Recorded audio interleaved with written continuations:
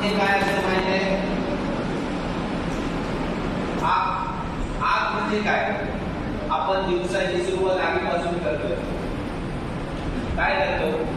रात्री झोपून उठल्यावर लाईट पहिल्या बटन, बरोबर? लाईट पण इलेक्ट्रिसिटी एका प्रकारची हीटच आहे. उष्णता म्हणजे जिथे उष्णता आहे ती आग. ओके, दिवसाची सुरुवात आपण आगीपासून करतो, गॅस, शेगडी. ओके, ते सर्व कसं? आग तर आपण दररोज वापरतोय आपल्या आयुष्यात, पण तरी पण का आगीला घाबरतोय? कारण आग जेव्हा आपल्या ताब्यात असते, कंट्रोल्ड मॅनरमध्ये, तेव्हा ती आपल्यासाठी हानिकारक नाहीये. पण जेव्हा आपल्या ताब्याच्या बाहेर जाते, गॅस शेगडी दररोज बायका पेटवत आहेत, पण जर एखादा कपडा पेटला तर त्या घाबरतात, कारण ते प्लॅन नसतं, बरोबर? कोणी त्याच्यामुळे आग लागते कशी आणि ती विझवायची कशी हे मी थोडक्यात तुम्हाला सांगतो. ओके, त्यामुळे पहिलं म्हणजे घाबरायचं नाही आग लागली तरी. आग लागते, ती फ्लेम आपल्याला दिसते, पण त्याचे जे प्रोडक्ट्स आहेत ते काय? उष्णता आणि धूर, या दोन गोष्टीचा मेन आपल्याला धोका आहे. उष्णतेमुळे आपण जवळ जाऊ शकत नाही किंवा भासतो आपण, आणि धुरामुळे आपण श्वास घेऊ शकत नाही. धुरामुळे आपण श्वास घेऊ शकत नाही. ठीक आहे, म्हणून ह्या गोष्टी आपल्याला ह्यापासून सावध राहायचं. तर मुख्यतः आग लागते कशी? हा एक त्रिकोण आहे आगीचा. Okay, triangle. त्याच्यामध्ये 3 गोष्टी पाहिजे. पहिला म्हणजे हीट, म्हणजे उष्णता. ज्वलनशील पदार्थ म्हणजे फ्युल, म्हणजे काय? इंधन. ज्वलनशील कोणताही पदार्थ. ओके, आणि ऑक्सिजन, प्राणवायू. या 3 गोष्टी जेव्हा समप्रमाणात, जे प्रमाण पाहिजे आग लागण्याकरता, त्या प्रमाणात एकत्रित आल्या की आगीची सुरुवात होते. आता इथे सुद्धा सगळे ज्वलनशील वस्तू आपण कपडे आहेत, ऑक्सिजन आहे आणि हीट पण आहे ना. मग आता आग का नाही लागत आहे? कारण समप्रमाणात नाही. प्रत्येक गोष्ट पेटायला तिचा एक उष्णता लागते तिला, बरोबर? तेवढी आता उष्णता नाही आहे म्हणून आपण पेटत नाही. जर तेवढी उष्णता येईल तर आपण पण ऑटोमॅटिक पेटणार. जसं आपण कागद, दुर्बीण, काय ते मॅग्निफाईंग ग्लास आणि कागद सनरेज आपण जेव्हा मॅग्निफाय करतो तेव्हा कागद ऑटोमॅटिक पेटतो ना. तर आपण तिथे काय करतोय? त्याला पेटायला जेवढी उष्णताची गरज आहे ती आपण त्याला देतोय. ओके, तेव्हा तो ऑटोमॅटिक पेटतो कागद. ओके, तर कोणतीही आग लागायला 3 गोष्टी समप्रमाणात आल्या पाहिजे. त्या ज्वलनशील वस्तूचा पेट घ्यायसाठी जी उष्णता लागणार ती मिळून ऑक्सिजन असेल तर ती वस्तू पेट घेणार. ओके, आता आपण बघितलं आग लागते कशी. तर ह्याच्यात उलटा आहे, आग विझते कशी. जसं मी सांगितलं की 3 वस्तू या समप्रमाणात आल्या तर आग लागते, तसंच या तिन्हीपैकी कुठलीही एक वस्तू कमी जरी झाली तरी आग विझते. कोणतीही गोष्ट या 3 मध्ये कमी जरी झाली तरी आग विझते. जसं आपण मेणबत्तीवर उलटा ग्लास ठेवला तर थोड्या वेळाने ते विझते का? कारण ऑक्सिजन संपलं आतलं, बरोबर? ते कमी झालं ना ऑक्सिजन, तरी ती वस्तू विझलेली. ओके, तर या झाल्या आग लागण्याची पद्धत, आग विझवण्याची पद्धत. आता आग नेमकी कोणत्या वस्तूला लागली आहे त्यावर अवलंबून असतं की ती आपण विझवायची कशी. ओके, मग ह्यासाठीच तज्ञ लोकांनी क्लासेस बनवले. Class A, class B, class C, class D. Class A मध्ये अशा वस्तू आहेत ज्यांना आपण पाण्याने सहज विझवू शकतो. कपडा, लाकूड, ओके, परत पेपर, ज्या वस्तू आपण पाणी मारून सहज विझतात त्या आहेत क्लास ए मध्ये. क्लास बी मध्ये कोणत्या वस्तू आहेत ज्याच्यावर पाणी मारून विझवू शकत नाही आपण. ओके, त्याला आपण म्हणतो हायड्रोकार्बन फ्लुइड्स. म्हणजे त्यामध्ये काय काय येतं? Petrol, kerosene, diesel. ओके, याची घनता ही पाण्यापेक्षा काय आहे? कमी आहे की जास्त आहे? जास्त आहे. या पाण्याच्या खालच्या लेयरला जातात. ओके, अधिकाऱ्यांचं स्वागत करू. त्यांच्या परवानगीने पुढे येतो लेक्चर. तर क्लासेस ऑफ फायर, नंतर कोणतं वस्तूला कशा पद्धतीने विझवायचं यासाठी क्लासेस बनवले. क्लास ए मध्ये ऑर्डिनरी कंबस्टिबल मटेरियल ज्याला आपण पाणी मारून विझवू शकतो अशा वस्तू या क्लास ए मध्ये. क्लास बी मध्ये पेट्रोल, डिझेल, केरोसिन ज्यावर आपण पाणी मारू शकत नाही अशा लिक्विड्स आहेत. आणि क्लास सी मध्ये गॅसेस आहेत, एलपीजी, मिथेन, आता तुमच्याकडे पीएनजी आलंय. जे गॅसेस आहेत त्याला पण आपण दिसतच नाही वायू. जर वायू दिसत नाही तर पाणी मारणार कशावर आहे. त्याच्यामुळे त्या वायूला पण वायूच्या आधी जे स्फोट होतो ते पण जर लिकेज असेल तर त्याच्यावर देखील मात करण्याकरता दुसरे वायू वापरतो. ओके, म्हणून हा क्लास सी बनवलाय. असे काही वायू असतात जे स्वतःही पेटत नाहीत आणि पेटण्याच्या प्रक्रियेमध्ये किंवा सपोर्ट पण करत नाही. आता ऑक्सिजन आहे. ऑक्सिजन स्वतः ज्वलनशील नाही, पण तो ज्वलनाच्या प्रक्रियेमध्ये भाग घेतो, तो सपोर्ट करतो. ऑक्सिजन शिवाय आग लागू शकत नाही. बरोबर. असेच बरेचसे गॅसेस आहेत. एलपीजी झाला, हायड्रोजन, परत प्रोपेन, ब्युटेन, असे जे काही इंडस्ट्रीज मध्ये वगैरे गॅसेस यूज करतात काही प्रोसेससाठी, जे स्वतः खूप जास्त प्रमाणात ज्वलनशील आहेत. ओके, आणि असे काही वायू आहेत नायट्रोजन, कार्बन डायऑक्साईड, जे स्वतः पण पेटत नाही आणि पेटण्याच्या प्रक्रियेला सपोर्ट पण करत नाही, ते आग विझवतात. ओके, मग क्लास सी मध्ये सर्व पेटणारे ज्वलनशील वायू आहेत. आणि क्लास डी मध्ये सर्व धातू आहेत. ओके, लोखंड, कॉपर, अल्युमिनियम असे विविध धातू जे आहेत ते काय त्यांना ज्वलनाकरता खूप जास्त प्रमाणात टेम्परेचर लागतं. आपण बघतो लोहार सुद्धा धातूवर जेव्हा गरम धातूवर पाणी मारतो तेव्हा त्याचा असा आवाज येतो विशिष्ट. किंवा मुली सुद्धा तव्यावर जेव्हा तुम्ही पाणी मारता तेव्हा सुद्धा असा आवाज येतो. हेच तुम्ही मोठ्या मोठ्या इंडस्ट्रीज असतात तिथे भांडी बनतात, कपडे बनतात, कॉन्क्रीट इंडस्ट्री, JSW वगैरे आहेत, तिथे मोठ्या प्रमाणात धातू वितळवले जातात. आणि अशी जर आग ही हाताबाहेर गेली तर त्यावर देखील पाणी मारून चालत नाही, मोठे स्फोट होतात. म्हणून ते सर्व वस्तू क्लास डी मध्ये ठेवतो. ओके, आणि एक क्लास आहे क्लास के. क्लास के म्हणजे कोणता? Kitchen fire. आता जसे आपण बघितले क्लास ए मध्ये काय येतं? क्लास ए मध्ये कपडा, लाकूड, पेपर एक्सेट्रा.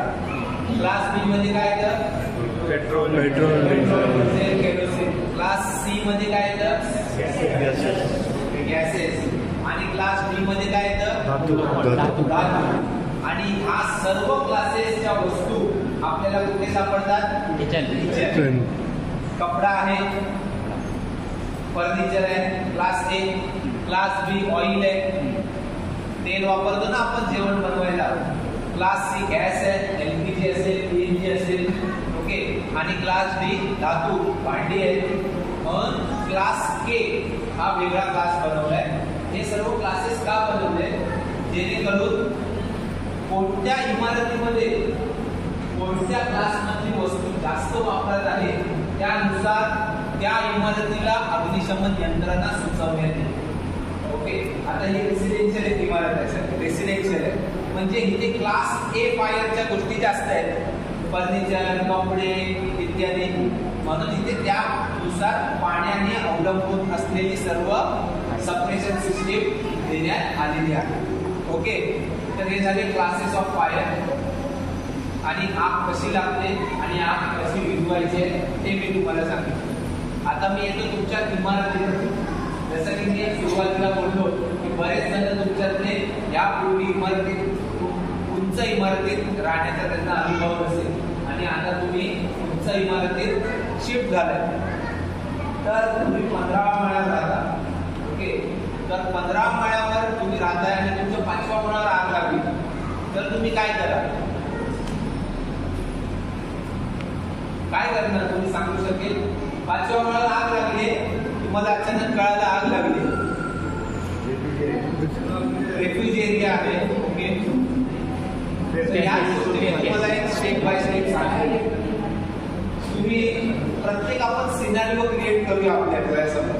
ओके, आपल्याला आग लागली किंवा असे शॉर्ट सर्किट झाला, काही झालं, आग लागली, मग आता तुमची ऍक्शनला रिॲक्शन काय असणार? आग लागली, आग काय नेहमी एकदम काय जास्त होत नाही, तसा ज्वलनशील पदार्थ लागतो. घरातली आग गॅस वगैरे जर नीट नसेल तर एकदम काय असा भडका करत नाही. आग लागली तुमच्या सोप्याला, तर तुम्ही ती विझवायचा पहिला प्रयत्न करा पाण्याच्या साह्याने. पाणी नसेल तर एक्सटिंग्विशर आहे. तुमच्या इमारतीमध्ये प्रत्येक पाण्यावर एक फायर टॉवर आहे, तिथे सर्व यंत्रणा लावलेली आहे, ते एक्सटिंग्विशर असणार. त्या एक्सटिंग्विशरचा वापर करा. तो कसा वापरायचा ते आम्ही थोड्या वेळात तुम्हाला सांगतो. ओके, त्याच्या व्यतिरिक्त जर ती आग मोठी आहे, तुम्हाला विझवता येणार नाही, तुम्ही घाबरलाय, तर तुम्ही काय करा? तर तुम्हाला अशा सिच्युएशन मध्ये घराबाहेर यायचंय. दरवाजाने तुमच्या घरातले दरवाजा बंद करा. शक्यतो तुम्ही खिडकी पण बंद करा, जेणेकरून आगीला हवा मिळणार नाही आणि आग पसरणार नाही. जर तुम्हाला शक्य नसेल तर तुम्ही दरवाजा लावा, सर्व घरातल्यांना बाहेर आणा आणि मग काय करायचं? आग तर घरात चालू आहे, ती वाढेल, तुम्ही बाहेर आला, आता पुढे काय? अग्निशामक दलाला कळवायचं. दलाला बोलवा, नंतर पहिल्या शेजाऱ्याला तर कळवा.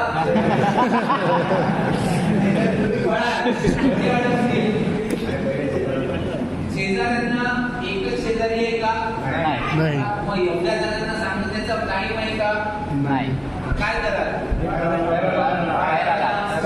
तुमच्या प्रत्येक माळ्यावर आहे एमसीपी, ते फुल करा, ते ऑपरेट करा.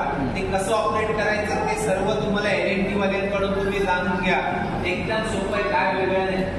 ओके, एकतर ते बटन दाबायचं असतं, नाहीतर तो काच मी उडायची असते. ओके, तो जरा कुठे दाबा, करू नको ऑपरेट. ते फक्त मध्ये आहे ना, प्रेस हेअर दिले, ते दाबायचं आहे, एवढा बंद जोर नाही लागत. मग ते तो बघा, तो उलटा आहे वर, मग अलार्म प्रेस होणार. अलार्म प्रेस झाल्यावर सर्वांना ऑटोमॅटिक कळणार. बस बस. तर आता तुम्ही अलार्म प्रेस झाला आणि मग त्याच्यानंतर काय करा? आता अलार्म तुम्ही प्रेस केला, आता त्याच्यानंतर काय करायचं? तुम्ही तुमच्या घरात आग लागली आहे किंवा तुम्ही जर आग कुठे बघितली ती विझवू शकत नाही, तर आता तुम्हाला त्यातून पळ काढायचं आहे. पण पळ काढताना काय काय गोष्टी करायच्या आहेत? पहिलं तर आपल्या मागचे दरवाजे बंद करा आणि बाहेर या. अलार्म रेज करा, म्हणजे सर्व इमारतीला आगाह करा की आग लागली आहे. आणि तुम्ही जिन्यांचा वापर करून खाली आला. तुम्हाला किती जिने आहेत प्रत्येक इमारतीला? दोन आहेत. एक फायर टॉवर मध्ये आहे आणि एक लॉबी मध्ये आहे. आणि त्या प्रत्येक जिन्याला प्रत्येक फ्लोरला दरवाजा दिलाय. तो काय आहे दरवाजा? तो फायर डोर आहे. त्याची 2 तास आग प्रतिबंधक शक्ती आहे त्याची. आणि तो बंद ऑटोमॅटिक झाला पाहिजे म्हणून ते ऑटो डोर क्लोजर लावलाय. तुका उगाच आम्हाला सिरकोला किंवा काम धंदे नाही, खर्च वाढवायला म्हणून नाही केलेलं. जर तुमच्या घरात आग लागली आणि त्याचा धूर हा नेहमी हवेपेक्षा हलका असतो, तो वरच जाणार. तो धूर वर जाण्यासाठी मार्ग शोधतो, तो लॉबीत येणार. आणि तो लॉबीत आलेला धूर स्टेअरकेस मध्ये जाऊ नये याच्यासाठी दरवाजे आहेत. ते का? कारण धूर वर वर जाणार, वरच्या लोकांना पळायला मिळणार नाही. समजलं? म्हणून ते दरवाजे व्हेंटिलेशन साठी कुठे ठेवू नका, दगड लावून. ते नेहमी बंद पाहिजे. आग काय सांगून लागणार नाही. ओके, मग तुम्ही जिन्याचा वापर करून गप्प खाली या. खाली आला की तुम्ही फायर ब्रिगेडला एकदा फोन करा. ओके, नाहीतर तुमच्याकडे नंबर पाहिजे गेटवर, सिक्युरिटी गार्डला माहीत पाहिजे, सिक्युरिटी गार्डला कळवा. नाही तो फायर ब्रिगेड येत असताना गेट वगैरे ओपन करून ठेवेल.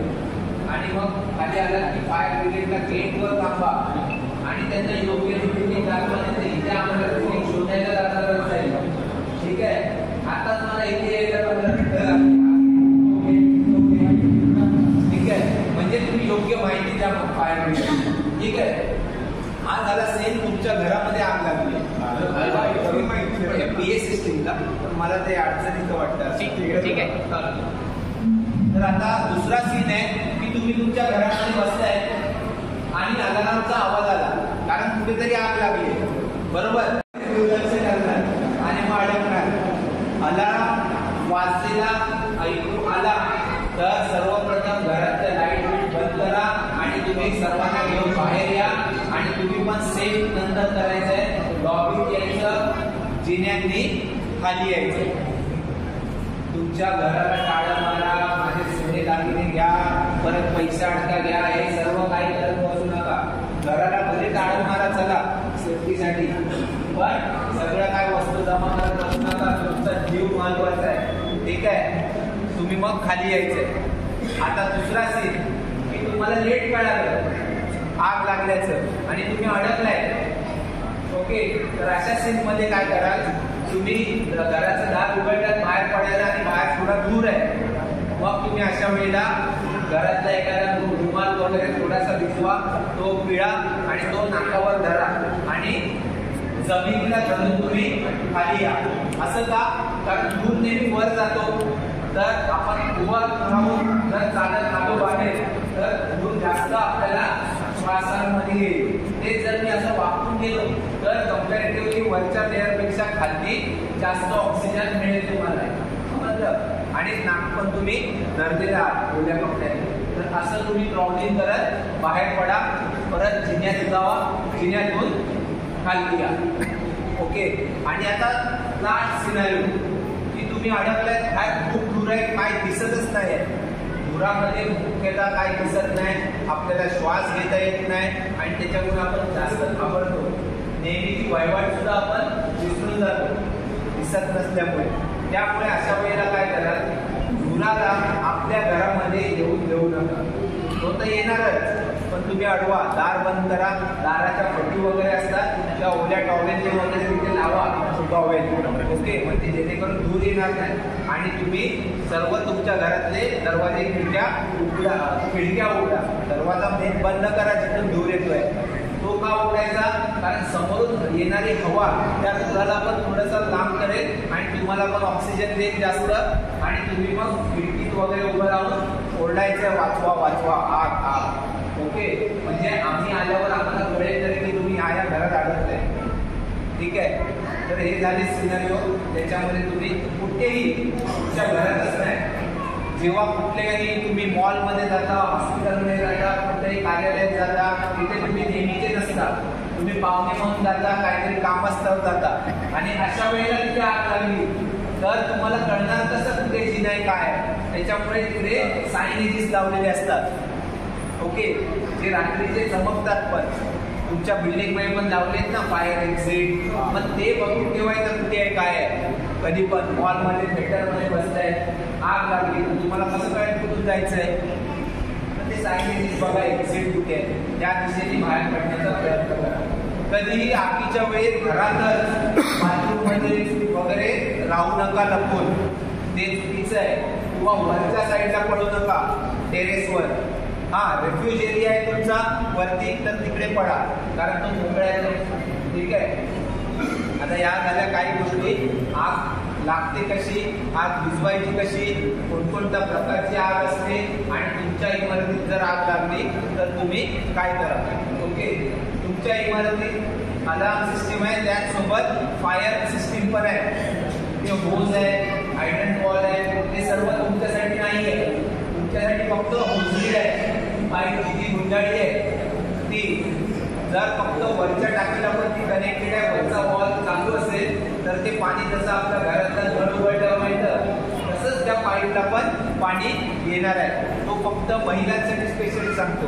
जर एक्सक्लुजर पण तुमचा नाही ऑपरेट होत आहे, गुंडाळी खेचून घरापर्यंत पोचते, ती 30 मीटरची असते, ती आणून तुम्ही फक्त ते ऑन करायचं आहे आणि आग विझवायची, ठीक आहे. अजून तुमचे काही प्रश्न असतील तर मला सांगा.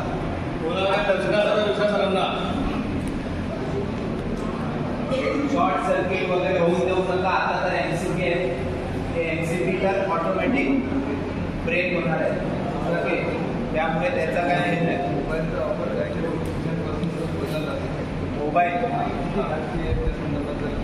मोबाईलचा वापर शक्यतो टाळा. तो काय डायरेक्ट हत्ती आहे म्हणून नका टाळू, पण त्या कंट्रीमध्ये दुसऱ्या पावसात म्हणून टाळा. समजलं? कारण पेट्रोल पंपावर पण लिहिलेलं असतं मोबाईल वापरू नका, परंतु अशी एकही घटना नाही आजपर्यंत जगात की मोबाईलच्या स्मार्टमुळे वगैरे काय हे झाले. ओके, मोबाईल प्रत्येकाच्या हातात आले पण मोबाईल शक्यतो आपण महत्वाचं काम करताना डेंजरस काम हाताळताना मोबाईल वगैरे टाळा. अजून काय तुमच्या कोणत्या आगीसाठी कोणत्या एक्सटिंग्विशर वापरायचं? ओके, ते आता मी तुम्हाला बोलतो. जसे मी क्लासेस ऑफ फायर सांगितले तसा जो एक्सटिंग्विशर आहे ना तो प्रत्येक कोणत्याही क्लास ऑफ फायरवर आपण वापरू शकतो असा आहे तो. त्याच्यात मोनो अमोनियम फॉस्फेट ही पावडर आहे. ती पावडर तुम्ही कोणत्याही प्रकारच्या आगीवर वापरू शकता. ती कपड्याला लागो, लाकडाला लागो, पेपरला लागो, तेलाला लागो, केरोसिन, पेट्रोल, गॅस, समजलं? तुम्ही तो वापरू शकता म्हणूनच तो ठेवलाय.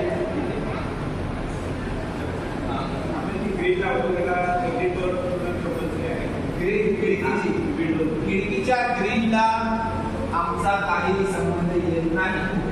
जेवढ्या इमारती उंच होणार तेवढ्या आगीचा धोका मी वाचवेन तुम्हाला. खिडकी नसेल लावली ग्रीन तर, पण ते त्याच्यातून जर लहान बाळ किंवा मूल किंवा काय म्हातारी माणसं काय पडली मग शेवटी आपल्याला एक काय जीवन वाचवायचं. आणि आम्ही कधीच असं रेकमेंड करत नाही की तुम्ही खिडकी, आम्ही वाचवायसाठी पण तुम्हाला खिडकी तुम्ही असं नाही बोलत कधीच. हे सगळे अग्निशमन नियम असल्यामुळे एवढ्या वाईट लॉबी दिले, स्टेअरकेस दिले. बिल्डरचं काम काय आहे? जागा उठून पैसा कमवणे. मग तो एवढी जागा का सोडेल बाहेर? हे सर्व अग्निशमन रूल आहे. हे माणसाला आगीच्या वेळेला पॅनिक सिच्युएशन मध्ये बाहेर पडायसाठी उपयोगी ठरतात. म्हणून हे नियम बनवले. आणि आपण काय करतो त्या नियमामध्ये चपलेचा स्टँड, घरातले भंगार सामान, सायकल, याच्याने आपण ती जागा अजून कमी करतो. त्यामुळे पॅनिक सिच्युएशन मध्ये पळायला घरातल्या सर्वांना जेवढी जागा लागते ती कमी होते. आणि याचा दुष्परिणाम तुम्ही त्याला झटकून पडणार. समजलं? पॅनिक मध्ये अजूनच तुम्हाला इंजरी होणार.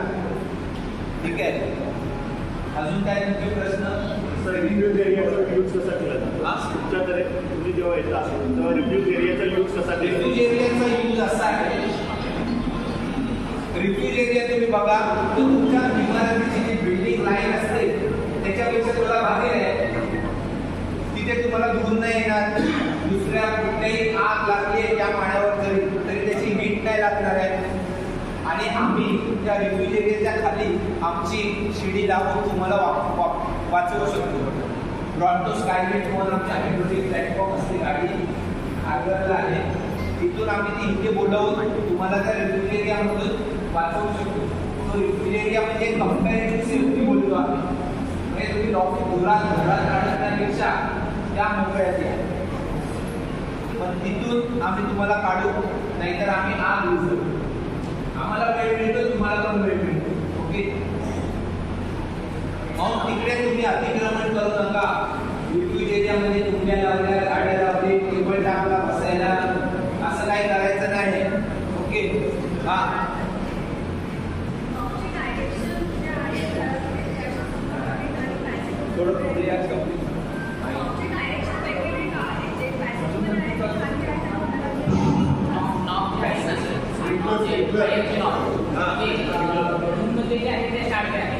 ते आडवे आहेत त्याला साईड वॉल स्प्रिंकलर म्हणतात. त्यांचा फवारा हा असा घरामध्येच येणार आहे.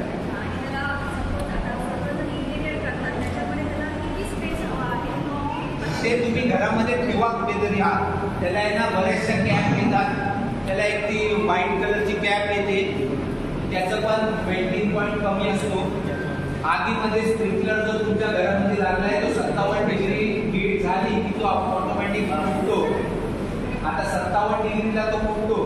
माणसाला गरमी 45 डिग्री आली तरी राहत नाही. ओके, 57 डिग्रीला माणूस पण भेटेल, आपण वाजू. ओके, मग थोड्याशा त्या टेम्परेचरवर ते ठेवलंय ते ऑटोमॅटिक फुटणार आहे आणि त्याचा पाण्याचा जो फवारा आहे तो तुमची आग कंट्रोल करणार घरातली. आणि जे बाहेर लावले लॉबीमध्ये, आता तुम्ही विचार केला की बाहेर काय बाहेर तर काय पेटायला आहे नाही, पण अशा वेळेस इथे पण जर हीट झाली तर ते फुटतील आणि त्याचा पाण्याची छत्री निर्माण करतील आणि त्या तुम्हाला बाहेर पडायला मार्ग मिळेल. यासाठी ते बाहेर लॉबीत आहेत. ओके. इंटिरियर करताना तुम्ही इंटिरियर वाल्याला विचारा, तो फ्लेक्सिबल पाईप येतो तिथून काढून तुमचं फॉल सिलिंगच्या खाली वगैरे तो लावू शकतो.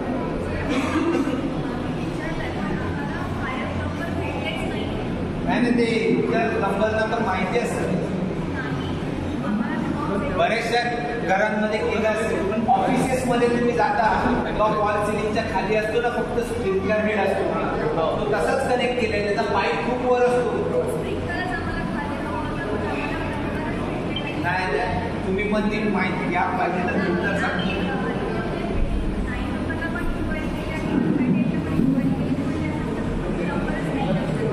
ते कोणाला माहिती असेल त्याच्यामध्ये ना आपण 138 आपल्या एलईडीचे जे फायर जे आहेत ना त्यांना पण त्याच्यावर मार्गदर्शन. ठीक आहे. अजून काही प्रश्न असतील तर विचारायसाठी तत्पर आहोत. पण आग जेव्हा लागते तेव्हा आम्हाला माहिती मिळेपर्यंत तुम्ही स्वतःच्या जीवाची पर्वा करून स्वतः काय काय ऍक्शन घ्यायचे ते मी आता तुम्हाला सांगितलं आहे. आशा करतो की अशा परिस्थितीमध्ये तुम्हाला याच्यातली काहीतरी गोष्ट आठवली आणि तुम्ही तसे वापराल तर तुम्ही स्वतःची, घरातल्याची आणि आजूबाजूची जीवन तुम्ही आगीपासून वाचवू शकता. ओके, धन्यवाद.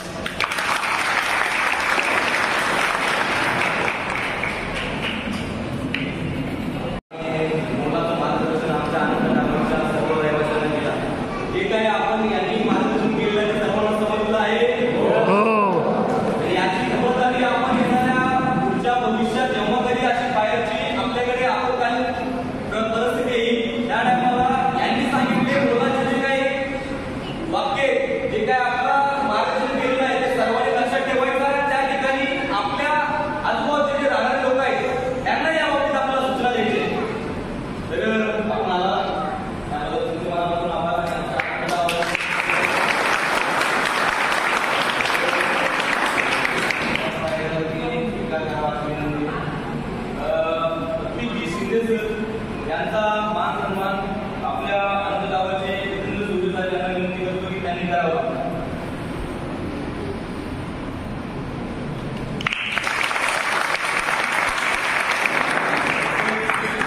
रवींद्र बडे साहेब यांचं सत्कार एक फुल देऊन मार्गदर्शन साहेब करणार आहे.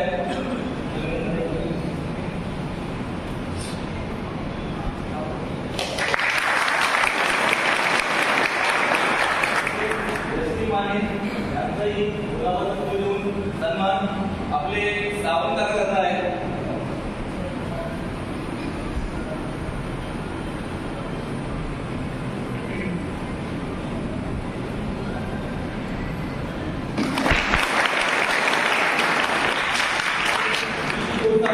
यांचा सन्मान आपले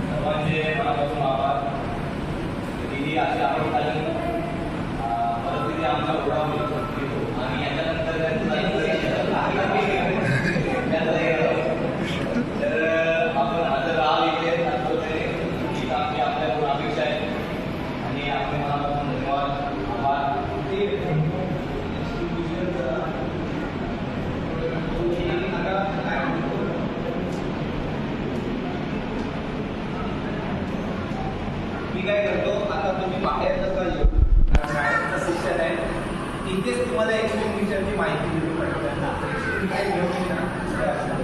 लक्षात ठेवा, पास PASS, त्याला एक सेफ्टी पिन असते. P for pull the safety pin, A for aim at the base of fire, म्हणजे जी वस्तू पेटते त्याच्यावर तुम्ही तो होज पुढे पकडून एम करा. ओके. स्क्वीज द ग्रीप, म्हणजे ती जी ग्रीप आहे ती दाबा आणि स्वाईप, म्हणजे आपण झाड मारतो तसं ज्या गोष्टीला आग लागली आहे त्याच्या अवतीभवती तुम्ही ती पावडर पसरवा. ओके. आणि ती पावडर त्या जळणाऱ्या वस्तूवर पसरली की आग विझणार. आणि आग कशी विझणार? स्मॉदरिंग, म्हणजे गुदमरा होणार आगीचा ऑक्सिजन नाही. ठीक आहे.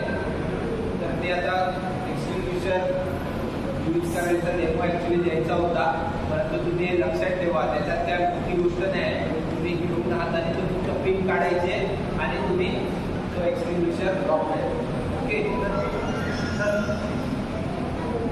काय करायचं आणि काय नाही करायचं त्याच्यात एक SOP आहे काय करायचं आणि काय नाही करायचं. डूज अँड डोंट्स ना. तेच आता मी थोड्या वेळापूर्वी सांगितलं असं, तर तुम्हाला असं ते लेखी स्वरूपात लावायसाठी पाहिजे असेल तर मी ते LNT वाल्यांना सांगतो, ते तुम्हाला ते चार्ट प्रत्येक इमारतीच्या खाली लॉबीला त्यांच्या लावून देतो.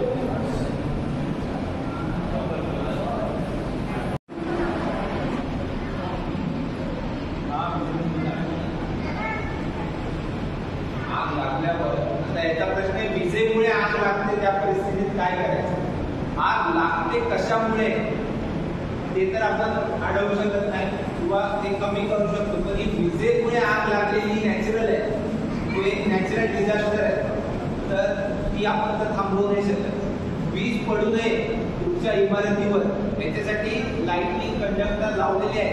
इमारतीवर एक अर्थिंगची पट्टी दिली आहे, त्याच्यामुळे इमारतीवर वीज पडणार नाही. वीज पडेल तर एखाद्या झाडावर वगैरे बाहेर, जर झाडाला वगैरे विजेमुळे आग लागली तर ती वीज काय असते अशी पडून जाते आणि त्याच्या लीडमुळे आणि त्या झटक्यामुळे ते आग लागते. कोणतीही वस्तू त्याच्यावर वीज पडते ती पेटणार. मग त्याच्यानंतर ती तुम्ही वस्तू काय आहे त्यानुसार आग विझवायचं साधन तुम्ही वापरायचं. एक्सटिंग्विशर पण वापरू शकता, पाणी वापरू शकता, काही वापरू शकता. ओके.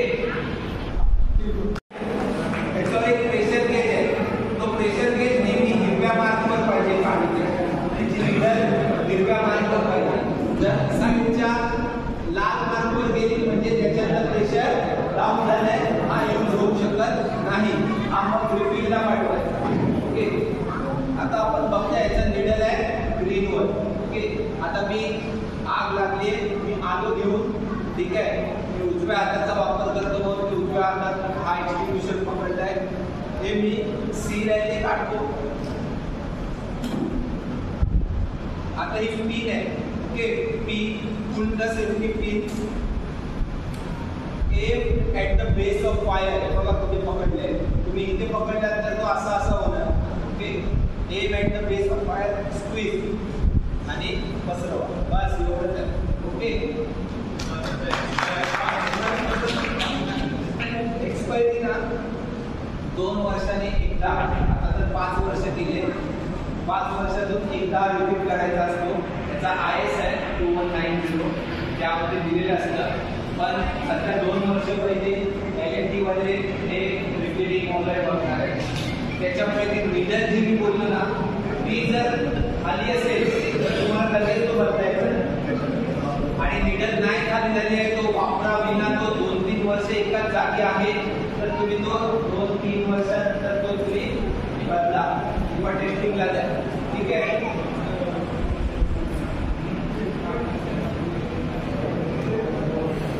आपल्या अग्निशमन कायदा आहे महाराष्ट्रामध्ये, त्यानुसार तुमची जी सोसायटी आहे त्या सोसायटीची अग्निशमन यंत्रणा 24 तास कार्यान्वित असण्याबाबत वर्षातून 2 वेळेस, जानेवारी ते जूनचा जुलैमध्ये आणि जुलै ते डिसेंबरचा पुढच्या वर्षीच्या जानेवारी प्रमाणपत्र हे सादर करायचं असतं तुम्हाला, आणि ते कोच करणार तुम्हाला देणार licence agency.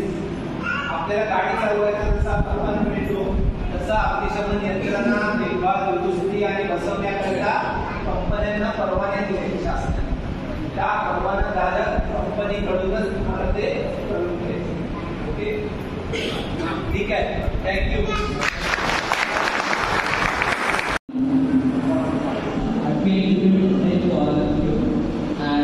Thanks for joining us today here, and thank you so much for coming here and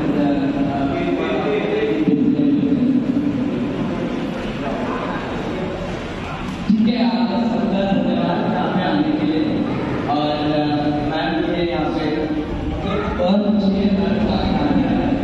और हमारे सोसाइटी का एक हिस्सा है, हमारे परिवार के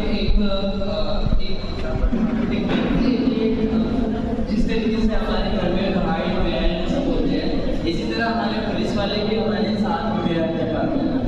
तो thank you so much, you are very great for our society. और सबसे पहले मेरा नाम रिहान है और मैं मार्केटिंग हूँ, रहता हूँ नवी मुंबई में होटल और स्पीक में अकेडमी में मैं फैकल्टी हूँ, वहाँ पे मैं इंग्लिश सिखाता हूँ. और ओवरऑल 12 years का एक्सपीरियंस है टेक्सटाइल इंडस्ट्री अलॉन्ग विद द टीचिंग. एंड मैंने बहुत सारा रिसर्च किया हुआ है, उसमें से मेरा एक रिसर्च है इसके ऊपर मैंने एक किताब लिखी है. इस किताब में मैंने ये लिखा है कि आप इंजीनियर बने, डॉक्टर बने, whatever you want to become, जो भी बनना है आपको आप बने, लेकिन जब आप कंपनी में काम करने जाते हैं उससे पहले कुछ स्किल्स है जो आपको वहाँ पे काम करने के लिए काम में आती है. उसमें बहुत सारे रिसर्च किए मैंने और उसको मैंने एक किताब की शक्ल दे दिया. तो इसमें मालूम पड़ता है कि क्या क्या कॉमन स्किल्स है आपको सीखना पड़ेगा. ठीक है, फर्स्ट ऑफ ऑल मैं एक स्टोरी सुना सकता हूँ प्लीज आपके परमिशन से. 2 हफ्ते पहले हमने प्रोग्राम किया था. उस प्रोग्राम में हम लोग ने अलग अलग कम्युनिटी के लोगों को जोड़ा था. हर धर्म के लोग थे वहाँ पे और कुछ जिम्मेदार लोग थे वहाँ. तो उस प्रोग्राम का ये मकसद था, उस प्रोग्राम का ये टाइटल था कि समाज में जो भी बुराइयाँ हो रही है, शराब या फिर ड्रग्स व्हाटएवर जो भी झगड़े फसाद हो रहे हैं, तो उसको कैसे रोक सके हम लोग. तो उनमें से एक जो हमारे मेंटोर थे जिन्होंने वहाँ पे सीखी के गाइड को, उन्होंने कहा कि हम लोग यहाँ पर है, जैसे हम लोग ड्रग एब्यूज के बारे में बात कर रहे हैं. इट डजंट मीन कि हम लोग सब ड्रग लेते हैं, राइट, बट हम लोग जिस सोसाइटी में रहते हैं हमारा कुछ तो रोल है उसमें. कोई अगर कुछ गलत हरकत हो रही है हमारे आसपास तो हम क्या करें. तो इस तरीके से उन्होंने जब बात स्टार्ट की कि वो बता रहे थे कि शराब नहीं पीना ये बुरी आदत है, तो उनमें से एक आदमी खड़ा हुआ कि आपको लगता है मैं दारू पीता हूँ. उन्होंने कहा तो आप दारू नहीं पीते, बट हमारे आसपास के लोग जो रहते हैं उनमें से कुछ लोग हैं जो दारू पीकर गलत हरकतें करते हैं. तो हम लोग उनसे कैसे निपटे, सारा जुड़ा बस हमारे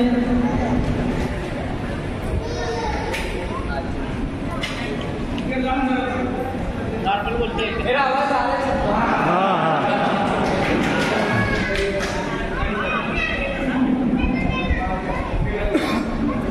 तो हम लोग जिस सोसाइटी में रहते हैं, जिस कॉलेज में हमारे बच्चे पढ़ रहे हैं, वहाँ पे ये सारी चीजें नहीं सिखाई जाती कि आपके सामने कोई अगर नशे में कोई इंसान आ रहा है, आपको तकलीफ दे रहा है, तो आप उससे किस तरह बचें. ठीक है, अब जिस तरीके से बारिश आती है, हम लोग बारिश नहीं रोक सकते, हम लोग छाता ले सकते हैं, रेनकोट ले सकते हैं. इसी तरीके से अगर हमारे समाज में कोई बुराई हो रही है, हमें बचना है उससे, हमें उसमें जुड़ना नहीं है. ठीक है, इसके लिए सबसे पहला स्टेप हमें लेना पड़ेगा हमारे बच्चे किसके साथ रहते हैं, कैसा संगत रहेगा. अगर मेरा बच्चा यूट्यूब पे देख रहा है, यूट्यूब पे क्या देख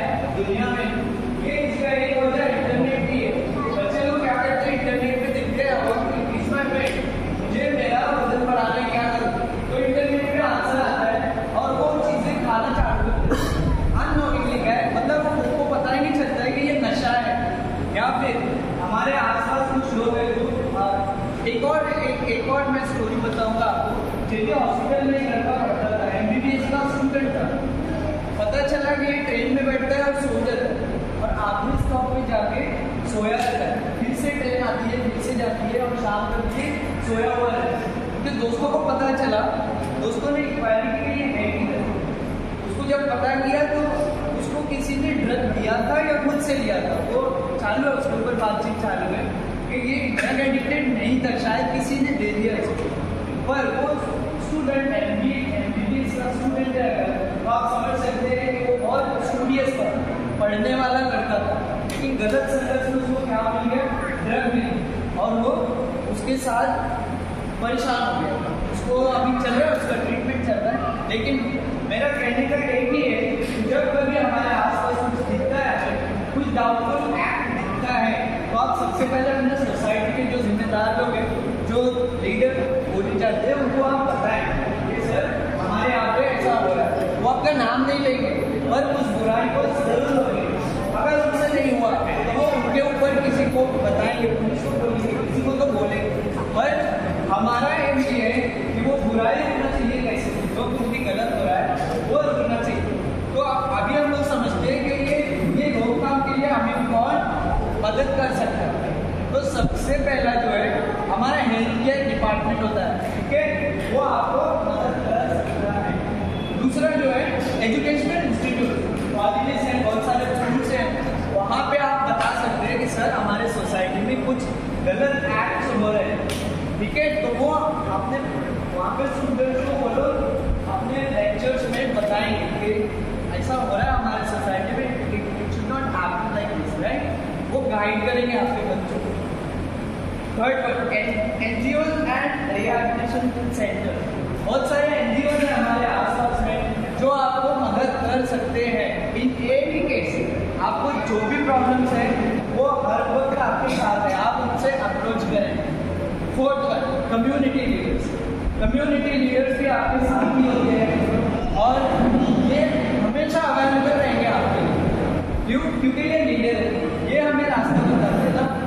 और इसके आगे क्या आगे हमारा पुलिस डिपार्टमेंट है जो बहुत सीरियसली काम करते हैं, आप उनको भी बता सकते हैं कि वो आपका नाम नहीं लेंगे कि उन्होंने कंप्लेंट किया था, ठीक है। हमारे अंदर एक डर होता है कि अगर मैं गया कंप्लेंट में मेरा नाम आएगा फिर मैं दिक्कत में आ सकता हूँ। It is not like that, ऐसा कुछ भी नहीं, ठीक है। ये डर पता कैसे चलता है, बच्चों को एक क्यूरियोसिटी होती है, यार ये दवा में अगर खाया तो 12 घंटे तो घूम गए और मुझे 12 घंटे से बहुत क्यूरियोसिटी रहती, वो दवाएं ढूंढते हैं किधर है और वो ट्राई करते हैं लेने के लिए, ठीक है।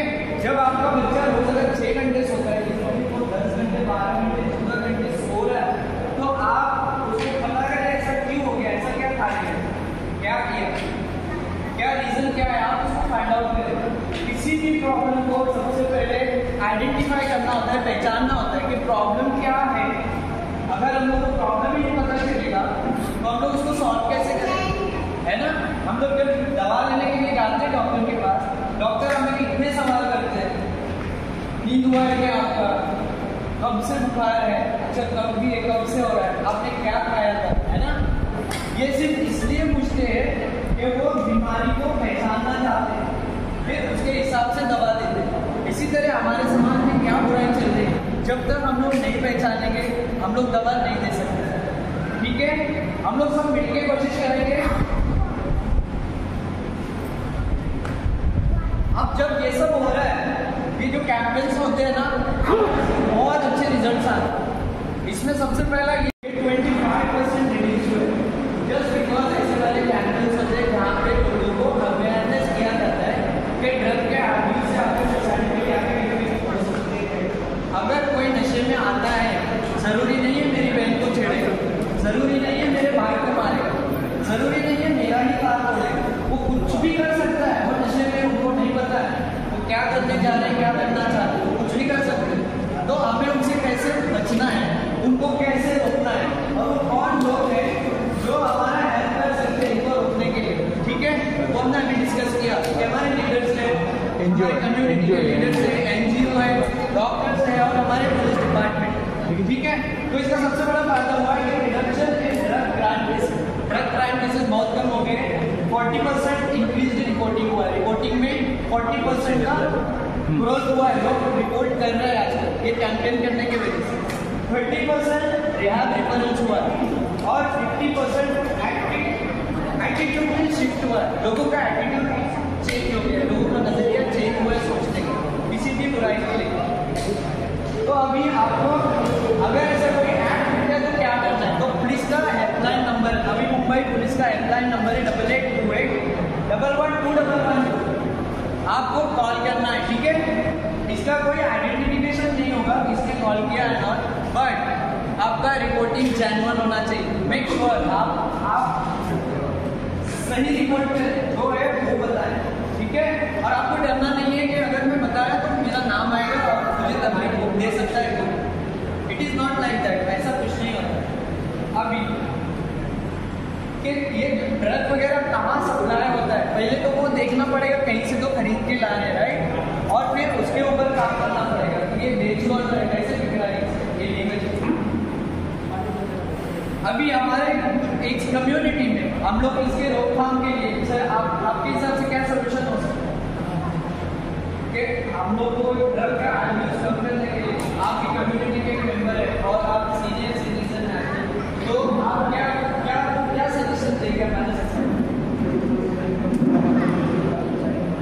सोसाइटी के मेंबर्स को जमा करके बता देंगे, ठीक है। तो आप वॉलंटियर कर सकते खुद को कि आप अगर इस काम को रोकथाम में अगर आप काम कर रहे हैं तो मैं भी शामिल होना चाहता हूँ आपके साथ, ठीक है।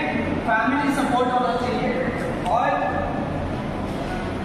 जो लोग एडिक्शन है, जिनको आदत हो गई है ड्रग्स की, आप उनके साथ सबसे पहले हमदर्दी बताएं कि ठीक है आपको अगर ये हैबिट हो गया है, मैं आपको सपोर्ट करूँगा इससे बाहर आने के लिए, ठीक है। आप उनका साथ दें, उनको बुरा भला करके उनके साथ झगड़ा नहीं करना है।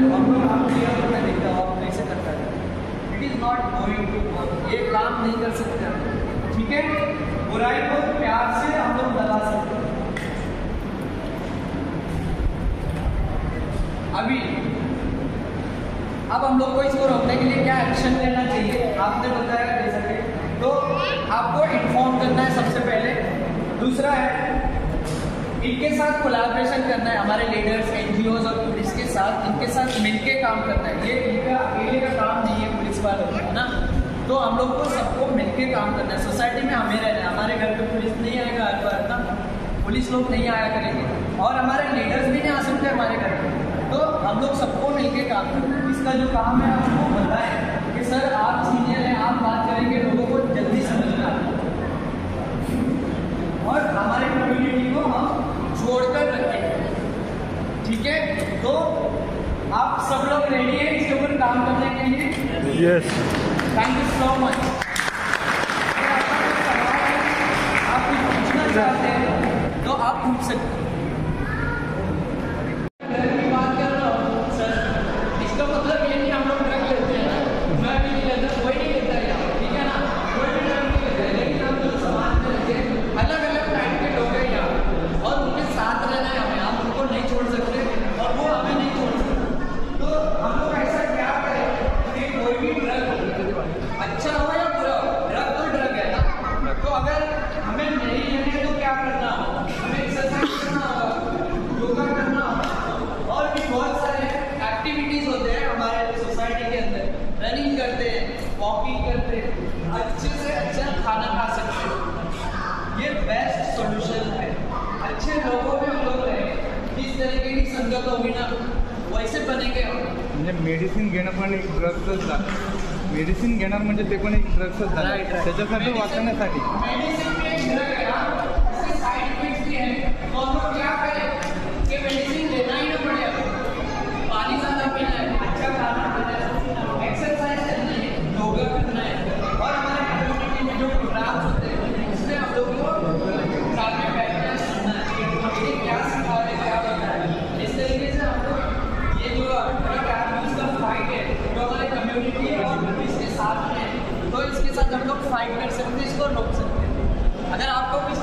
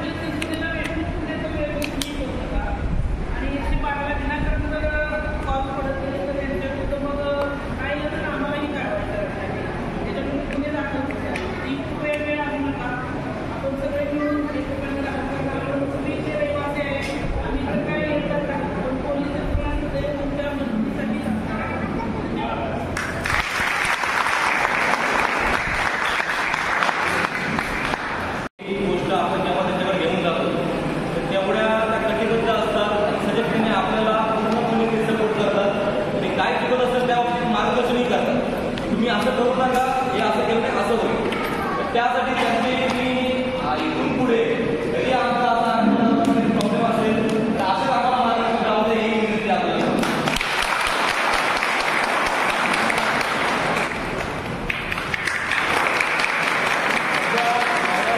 पोलीस शाखेमध्ये आहे निरीक्षक म्हणून आहे.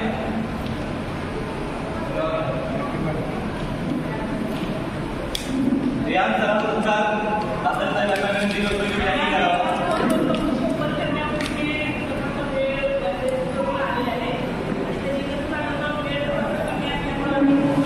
राहुल सर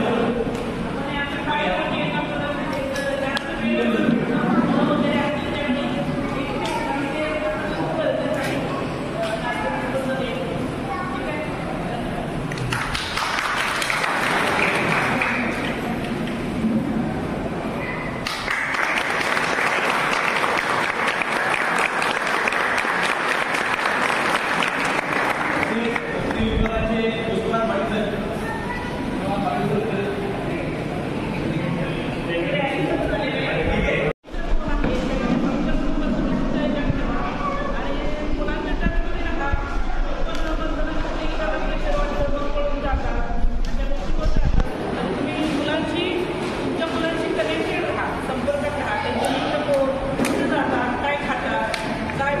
काय कपडे घालतात, काय गोष्टी मॅटर करतात.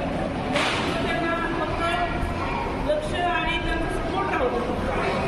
काय होतं, मुलं आईवडिलांपासून जेव्हा आम्ही त्यांना वळून गेले परत आणतो त्यावेळी ते आम्हाला सांगतात की आम्हाला आईवडिलांजवळ खूप बंधनं घालतात. त्यामुळे तुम्ही त्यांना मिसळून घेऊन खा. खूप आपण आपल्याला काही समाजात मिळतो की पण त्यांना त्याच्याबद्दल माहिती नसते. त्यांना त्या गोष्टी करून बघायच्या असतात. तुम्ही त्यांना उदाहरण दाखवा, त्यांना अवेअरनेस करत राहा, म्हणजे मग ते जागरूक होतील त्या गोष्टी करण्यापासून. ठीक आहे.